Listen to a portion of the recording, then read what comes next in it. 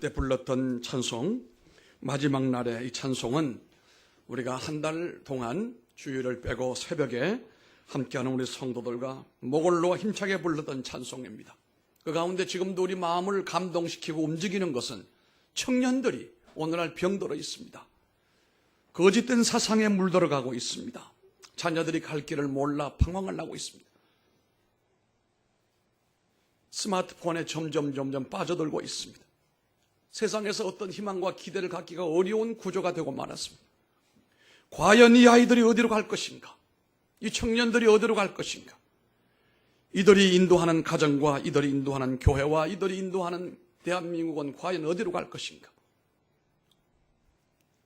참으로 염려가 떠나지 않는 그런 시대를 우리가 살고 있습니다.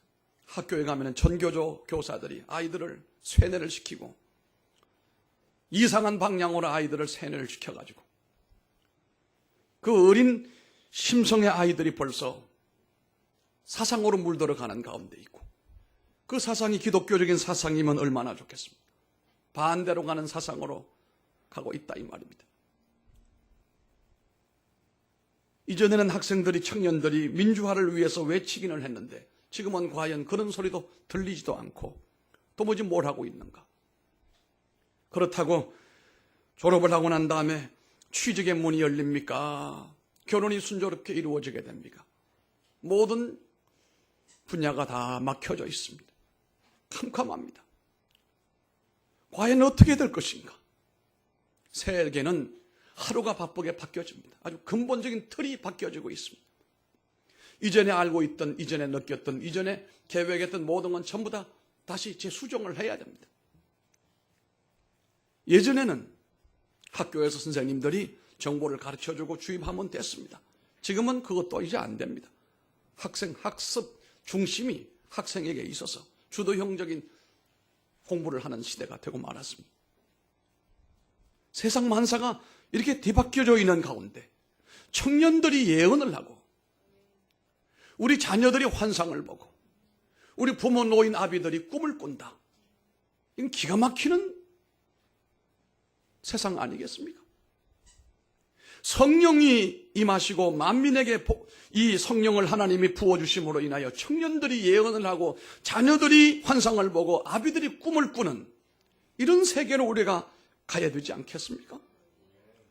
모두가 다 소망을 가슴에 안고 뜨거운 심장을 가지고 하루하루를 멋있게 살아가고 내일 내가 눈을 감아도 오늘 삶에 만족할 줄 알고 하나님 앞에 인정받고 하나님 앞에 이끌림을 받는 이런 믿음 가득한 세상을 우리가 살아가야 될 텐데 많은 사람들이 어두움에 잠들어 어디가 어딘지 알 수도 없는 세상을 살아가고 있는 중에 있음을 우리가 안타깝게 여기지 않을 수가 없습니다. 만약에 청년들이 예언을 하고 자녀가 환상을 보고 아비들이 꿈을 꾸는 그런 세상을 사는 사람이라면 그런 분들은 사업을 하시더라도 비전이 있는 사업을 할 겁니다. 왜 내가 사업을 하고 내가 이 땀을 흘리느냐? 분명한 목적의식이 있습니다.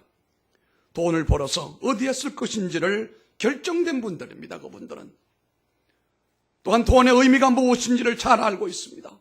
자녀들이, 청년들이 공부를 하고 결혼을 하고 일을 왜 하는지를 저들은 알고 있습니다. 나 좋으라고 결혼하고 나 좋으라고 취직하는 거 아닙니다. 요즘 이 여성들 페미니즘이 아주 극성을 피우고 있습니다. 왜 산하 제한을 법적으로 못하게 하느냐? 왜 임신 중절을 이거를 불법이라고 하느냐? 내 자궁을 가지고 내 마음대로 하는데 니들이 뭐냐? 대놓고 대학로에서 난리를 피우고 있습니다. 세상 살다 보니 참 희한한 세상을 눈으로 보고 있는 거예요. 기가 막힌 일들이 벌어지고 있어요. 그러나 앞에서 말씀드린 대로 청년들이 예언을 하고 자녀들이 환상을 보고 아비들의 꿈을 꾸는 사람들은 그런 것들이 연연하지 않고 그것의 중요함을 생각하지 않습니다. 이 대한민국은 전 세계 OECD 가운데 자살률이 제일 많을 뿐만 아니라 출산율이 제일 적습니다. 그렇게 잘나고 똑똑한 사람들이 많이 배웠는데 어떻게 안 좋은 것만 이렇게 많이 늘어나고 있느냐 이거예요. 청년들이 예언을 하고 자녀들이 환상을 보고 노인과 아비들이 꿈을 꾸는 세상은 그런 일이 일어나지 않습니다. 뭔가 성령 하나님의 역사하심과 하나님의 은혜가 이 민족을 떠났는지 들려오는 소문과 눈에 보이는 모든 것은 다 부정적이에요. 교육을 통하여 우리 세상을 바꾸려고 했습니다. 그런데 그건 거짓이었어요. 대학이 없어서 대한민국이 이 꼴이 돼갑니까? 참으로 안타까운 일이 아닐 수가 없습니다. 그러나 앞에서 말씀드린 대로 하나님께서 만민에게 성령을 부어주시고 청년들이 예언을 하고 우리 자녀들이 환상을 보고 아비들이 꿈을 꾸는 그런 세상이 된다고 한다면 그들이 돈을 벌어도 돈이 그들을 해악으로 몰고 가지 않을 것입니다. 돈을 효율적으로 쓸 겁니다. 그들은 11조가 아니라 10의 9조를 들여도 전혀 손상이 오지 않을 사람입니다. 그 돈을 가지고 가난한 사람과 교회와 선교를 돕는 비전과 환상을 가지고 출근하고 돈 벌면 그 삶이 얼마나 행복스럽겠습니까? 선생이 아이들을 마지못해 월급 받으려고 가르치는 게 아니에요. 의사가 환자를 돈 벌려고 수술하는 거 아니에요. 돌아가신 김용기 장로님은 말했습니다. 그런 의사가 사꾸라요. 그런 의사가 칼든 강도요. 그런 교사가 지식의 도매꾼이라고 그랬습니다. 그러나 성령의 감동을 받고 있는 이 사람들은 그렇지 않습니다. 의사가 수술하기 전에 환자를 위해서 잠시 기도하는 의사.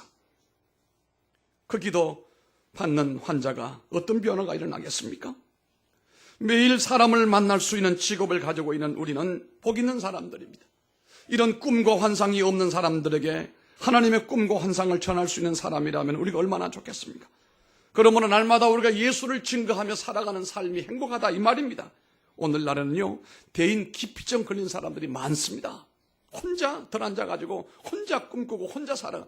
이거 다 환자로 가는 길이에요. 왜 우리가 성도의 교제를 나눠야 됩니까? 왜 우리가 교회에 모여야 됩니까? 사람은 홀로 살 수가 없습니다. 특히 믿음의 사람들은 함께 모여서 기도하고 함께 모여 예배드리고 함께 모여 은혜를 받아야 우리 모두가 살아나게 되어 있습니다. 우리뿐만 아니라 가정이 살고 기업이 살고 나라가 살게 되거든요. 이런 분들이 우리 가운데 가득 채워지게 되는 날이 오기를 주님 이름으로 축원합니다. 구원받은 성도들, 성령받은 성도들, 꿈을 가지고 살아가는 사람들 얼마나 귀합니까? 오늘 이분들에게 4가지 당부의 말씀이 있습니다. 첫째로 그분들은 자신의 몸을 하나님 앞에 제물 삼으라. 이렇게 1절로 말씀하고 있습니다. 내가 모든 자비하심으로 너희를 권하는데 너희 몸을 하나님이 기뻐하시는 거룩한 산 제물 드리라. 이렇게 말씀합니다. 하나님은 사람을 필요로 하지 않아요. 하나님이 정녕 원하시는 것은 사람이 필요한 게 아니라 하나님이 필요하시는 건 재물이 필요하다 이 말입니다. 재물. 흔하고 흔한 게 사람이에요. 굴러다니는 게 사람이에요. 그 사람을 하나님이 필요한 게 아니라 재물이 되기를 원한다 이겁니다. 하나님께 바쳐져 있고 헌신되어 있고 하나님 앞에 나와 있는 그런 사람을 원하신다는 말씀입니다. 다시 말하면 하나님 앞에 희생하려고 드려져 있는 사람들, 하나님 날 받으시옵시고 나를 통하여 하나님 영광 드러내시고 나를 주의 도구로 써주시기를 원합니다라고 헌신되어 있는 사람을 원한단 말입니다. 구약에서는 하나님께서 하나님께로 가는 길 반드시 전제 조건이 뭡니까? 재물을 가지고 가야 됩니다. 공수로 가면 안 됩니다. 아주 가난한 사람은 비둘기 한 마리라도 가지고 가야 됩니다. 보통 사람들은 양이나 염소를 드립니다. 왕이나 제사장들은 소를 바쳤습니다. 이것도 저것도 안 되는 사람은 고운 가루 에바를 하나님께 드리면서 반드시 재물을 가지고 하나님께로 가야 하나님께로 가는 문이 열리게 되어 있었습니다. 재물은 하나님이 직접 받으시는 것입니다. 왜 재물이 하나님께 드려져야 됩니까? 바로 신약의 예수님이 그 재물이기 때문에 그랬습니다. 예수님은 대제사장이면서도 삶 전체를 제물로 바친 분이에요. 그가 30년 동안 저 요단에서 성령으로 하나님의 터치가 이루어지기 전까지 30년을 그 어린 몸에서부터 아버지 요셉으로부터 배운 그 목수일을 했어요. 제가 그 예수님이 목수일을 했다고 하는 그 장소를 가본 적이 있습니다. 그리고 크지 않은 그런 장소였습니다. 거기서 그는 망치질을 하고 가구를 만들고 목수일을 했어요. 묵묵히 했어요. 이러다가 나이 30이 되면서 세례 요한에게 세례를 받을 때에 성령이 비둘기처럼 예수님 위에 임하시고 하나님의 음성이 이는 내 사랑하는 아들이 내 기뻐하는 자라고 음성이 들려오면서부터 그때부터 예수님은 목수 일을 그만하시고 우리를 구원하시기 위한 구원의 역사 앞에 뛰어들었던 모습을 우리가 보면서 우리에게도 하나님의 터치가 필요하다. 우리가 삶을 살아갈 때 AD와 BC가 나누어진 것처럼 내가 하나님 앞에 터치가 된 삶을 살아가느냐 아니면 예전 삶 그대로 살아가느냐 이 흔적이 분명해야 된다. 우리가 하나님 앞에 믿음으로 헌신된 사람은 경계선이 분명해야 된다 이거예요. 나는 십자가에서 죽어버리고 예수 그리스도로 말미암아 거듭난 사람으로 내가 이제는 죽든지 살든지 오직 주님을 위해 살아가리라. 먹든지 마시든지 하나님의 영광을 위해 살아가리라. 세상 사람도 어떻게 살아가는지 몰라도 나는 하나님의 말씀대로 살아가리라. 이런 분명한 삶의 경계선이 그어져야 됩니다. 우리가 지난 한 주간 동안 그것을 말씀했습니다. 하나님의 성령의 터치가 일어나게 하자. 미련탱이로 살지 말고 하나님의 축복된 삶을 살자. 지혜로운 사람으로 살아가자. 하나님의 감동 있는 사람으로 살아가자 이 말씀이었습니다. 예수님이 그의 삶을 전체적으로 보면 30년 동안도 목수일에 온전히 헌신된 사람이었어요. 그리고 3년 동안도 힘들고 어려운 일이었지만 완전히 하나님이 원하시는 일에 제물이 되셨던 분이었어요. 예수님은 대제사장이면서도 삶 전체가 온전히 제물로 바쳐졌던 분이었어요. 그리스도인이 많아야 세상이 변화되는 것이 아니고 교회 나오는 사람들이 많아야 세상이 바뀌어지는 것이 아니고 하나님 앞에 제물로 바쳐져 있는 사람들이 많아야 그들을 통해서 하나님의 나라가 이 땅에 임한다는 사실. 다른 거 여러분 핑계하지 마세요. 사람이 적다 많다 돈이 있다 없다 별로 상관없습니다. 하나님 앞에 헌신된 사람이 하나님 앞에 제물로 된 사람이 있다고 한다면 하나님이 그들을 받으시고 그들을 통하여 세상이 감당할 수 없는 놀라운 역사가 펼쳐지게 되는 것이 교회요 성령의 역사라는 사실입니다. 저는 우리 동산교회 성도들이 숫자는 많지 않지만 바라기로는 내 밥 먹고 내 마음대로 사는 사람 되지 말고 이미 주님이 여러분들을 구속하여 내가 너를 제명하여 불렀나니 너는 내 것이라고 하셨으니 하나님의 것이 되자 이거예요. 따라합시다. 나는 하나님의 것이다. 나는 하나님의 제물이 되리라. 이렇게 되기를 주님 이름으로 축원합니다. 제물의 조건이 뭘까요? 제물은 여러분 아무거나 제물 될 수 없어요. 제물은 깨끗해야 됩니다.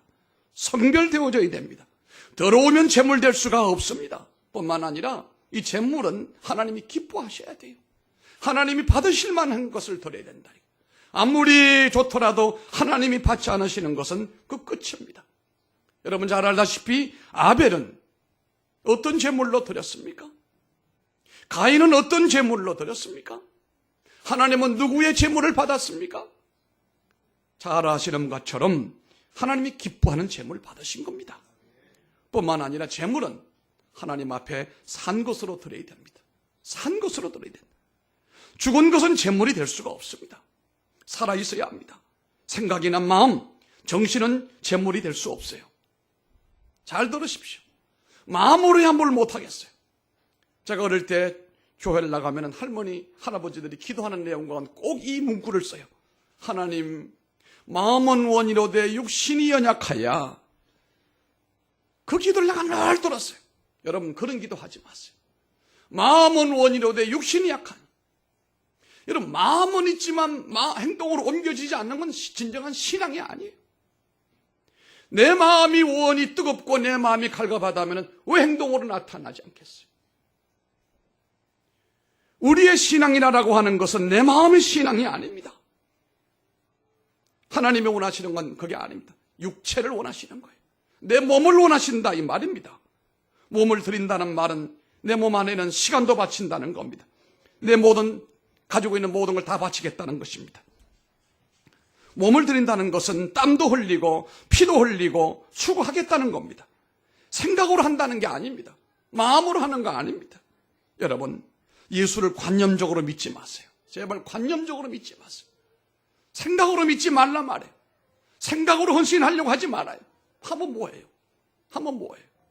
안 하는 것보다 나건데. 여기 우리 큰딸이 옛날 어릴 때 아빠 기차 사준다고 그랬어요. 아직도 안 사줬어요. 그러나 사준다고 하니까 좋더라고. 둘째 딸은 버스 사준다고 그랬어요. 셋째 아들은 헬리콥터 사준다고 그랬어요. 전혀 안 사줬어요. 그러나 생각만 해도 지금 기쁩니다. 왜? 언젠가 사줄 것만 같으니까. 아멘이 없는 거 보니까 아직은 준비가 덜 된 모양이지만 마음으로, 관념으로 괜찮아요, 들어주기는. 그러나 하나님은 거기에 넘어가지 않아요. 관념신앙은 죽은 신앙이에요. 관념신앙은 철학신앙이에요. 관념이 아니라 행동하는 신앙으로 하나님 앞에 헌신하시기 바랍니다. 주님께서는 그것을 원하시는 산 제물이라 이런 말씀입니다. 예수 믿을 때도 관념으로 믿지 마세요. 주님은 관념으로 믿으라고 안 하지. 가난한 자 돌봐라. 고아들 돌봐라. 과부들 돌봐라. 현장에 너희들이 가서 내 말씀을 순종해라. 그렇게 말씀하셨어요. 우리는 생각으로 고상하게 믿으려고 할 필요가 없어요. 하나님 그걸 원하지 않습니다. 만약에 예수님이 십자가에서 고상하게 돌아가시고 관념으로 돌아가시려고 했더라면 살을 왜 찢고 피를 왜 흘립니까? 죽지 않아도 될 텐데요. 주님은 다 흘리시고 찢기고 실제적으로 몸을 들여 십자가에서 우리의 모든 죄와 사망과 저주를 없게 만들어 주신 겁니다. 다른 사람을 시켜서 일하려고 하지 마세요. 높은 자리에 지위에 있는 사람들은 자기는 하지 않고 밑에 사람 자꾸 덜덜 볶습니다. 그게 갑질이라고 하는 것입니다. 그러나 하나님은 당신의 손으로, 당신 육체로 일하시기를 원하시거든요. 당신이 재물 되기를 원한단 말입니다. 직장의 재물, 가정의 재물, 교회 재물이 되십시오. 우리가 재물이 되어야 하는 이유는 예수님이 재물이 되어졌을 뿐만 아니라 이것이야말로 진짜 예배가 되기 때문에 그렇습니다. 이것이 예배라고 했습니다. 오늘 우리가 들은 예배는 가짜일 수 있습니다. 왜요? 내 몸이 바쳐지지 않는 예배는 가짜 예배입니다. 시간을 좀 내고 헌금을 좀 드리는 것으로 온전한 제물이 된 줄 알지만 아닙니다. 야고보서는 기도원으로 가서 기도하고 성경 공부에 가서 성경 공부하라는 말이 없어도 오히려 고아와 과부를 돌보라. 이것이 진짜 예수 믿는 것 아니겠습니까? 제물 되시길 바랍니다. 두 번째는 하나님의 뜻을 분별하며 살아가라고 그랬어요. 청년이 예언을 하고 자녀들이 환상을 보고 우리 아비들이 부모들이 꿈을 꾸는 이런 성령의 시대를 사는 사람이라면 하나님의 뜻을 분별해야지 내 뜻을 주장하지 말라는 겁니다. 내 뜻이 하나님의 뜻이 되지 않습니다. 내 뜻대로 마옵시고 아버지의 원대로 되게 하는 기도를 해야 됩니다. 우리가 왜 하나님을 원망합니까? 하나님이 내 말 듣지 않고 내가 원하는 대로 안 해주시고 내 계획대로 뭐가 안 되니까 하나님을 원망하는 사람들이 가끔 있습니다. 그래서 화도 냅니다. 짜증을 냅니다. 교회 와서도 편치 않은 마음이 있어요. 왜? 목사님 내가 원하는 대로 왜 안 해주고 하나님 내가 원하는 대로 왜 안 해줍니까? 하나님 보고 내 시간에 맞춰달라고 때를 씁니다. 지금 빨리 해주세요. 하나님을 부려먹으려고 합니다. 입으로는 하나님을 섬긴다고 하면서도 하나님을 부립니다.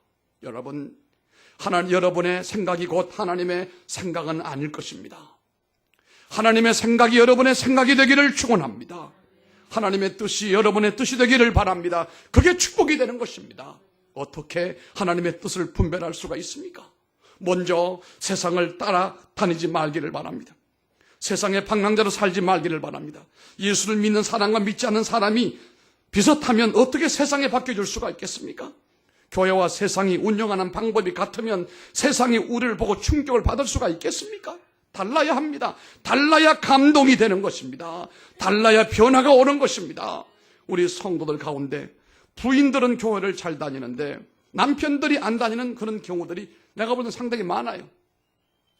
부인이 남편의 구원을 위해서 얼마나 애를 쓰는지는 모르겠습니다만은 여러분 비결이 있습니다. 다른 부인들과 달라야 돼요. 다른 부인들과 내 아내는 다르다는 것이 남편에게 느껴지게 되면 내 아내는 다른 아내와 뭔가 다르구나. 예수 믿는 내 아내는 다른 사람들과 다르다라고 하는 느낌이 와야 남편들이 교회를 오게 되는 것입니다. 아멘도 안 해요. 거기 아멘 하세요. 남편도 데리고 못 오면서 뭘 아멘도 못하고 그래. 거기 아멘 해요. 예. 남편에게 감동을 주는 아내가 되어야 될 거 아니에요. 그렇지 않습니까? 우리가 세상 사람들에게 감동을 주는 사람이 돼야지. 똑같은데 이기적이고 욕심 많고 한술 더 뜨는데 뭔 세상 사람들 우리 때문에 감동을 받겠냐고. 우리 남편이 아내로부터 감동을 못 받는데 왜 남편이 아내 따라 예배당 쫄쫄 따라가겠습니까? 그건 창피스럽다고 느끼는 거예요. 그런데 내 아내는 다른 남자들하고 달라. 다른 여자들하고 사치하지 않고 우리 가족을 위해서 사랑하고 헌신하고 특히 남편을 위해서 정말 사랑하고 아멘 좀 하면 좋다고. 그걸 피부로 느껴지게 되면 남편은 감동이라고 하는 것이 오는 거예요. 맨날 못났다고 그냥 짜증내고 못생겼다고 그냥 구박하고 돈 적게 벌어온다고 자꾸 찔러대면 저놈 인간 언제 죽어 저거? 죽기를 기도한다니까 남편이. 아내가 정신 차려야 돼요. 남편이 저주를 한다니까요. 말은 안 하지만 안 됩니다. 그러면 우리가 남편에게 감동을 주는 사람이 되기를 바랍니다. 그게 우리의 세상과 차이점이라고 볼 수가 있는 것입니다. 우리가 하나님 앞에서 아버지의 뜻을 분별하며 살아가는 우리가 되기를 바랍니다. 그래서 내 뜻대로가 아니라 어떤 경우일지라도 아버지의 뜻을 찾고 예수님의 뜻을 찾아가고 성령님의 인도하시는 뜻을 찾아가는 성도가 되어야 됩니다. 물도 강줄기를 따라가야죠. 장작을 패는 사람 말 들어보면 결을 따라 장작을 패야 돼. 잘 갈라진대요. 맞는 얘기입니다. 인생을 억지로 그렇게 살지 말고 결 따라 살아가자. 말씀 따라 살고 하나님 인도 따라 살고 성령의 인도 따라 살고 하나님 원하신 대로 살아가자. 새벽 기도할 때 새벽 기도하면 되고 주일날 예배하면 되고 헌신 예배 헌신 예배 드리면 돼. 하나님이 축복된 길로 또랑을 만들어주는데 왜 그 길로 안 가고 엄한 대로 자꾸 힘들게 하려고 하느냐? 어떻게 하려고 하느냐? 주님은 우리에게 선한 목자가 되시고 나를 푸른 초장으로 쉴만한 물가로 인도해 주시는데 왜 그 길을 안 따라가느냐 말이에요. 염소 같은 마음을 주의 성령으로 죽여버리고 양 같은 마음 주시고 부들부들한 마음을 주셔서 아멘 아멘 하면서 날마다 따라가는 삶이 된다면 그게 바로 성령 받은 사람이고 하나님의 축복의 사람이 된다는 겁니다. 마지막입니다. 분수를 지켜라 그랬습니다. 이 분수는 하나님 교회 안에서의 분수를 얘기하는 겁니다. 장로면 장로답게 하고 권사면 권사답게 해라. 집사가 장로 될 필요도 없는 것이고 집사가 권사처럼 흉내낼 필요도 없는 것이다. 은사를 여러 가지를 받았으면 받은 대로만 하면 된다. 가르치는 선생은 잘 가르치고 찬양의 은사가 있는 사람은 정말 찬양을 잘하고 찬양을 잘한다는 말은 깨꾸리처럼 노래 잘하는 말 그 말이 아니에요. 성령 충만한 찬양대. 하나님의 성령의 역사가 나타나는 찬양대. 할렐루야. 그 찬양을 통해서 그 가운데 있는 사람들 병이 낫는 영 치료하는 찬양대가 나와야 되는 거 아니겠습니까? 우리 안에 여러 가지 은사가 있는 분들이 그 분수를 잘 지키고 남을 타치하지 말고 내 주신 은사를 관리를 잘하라 이겁니다.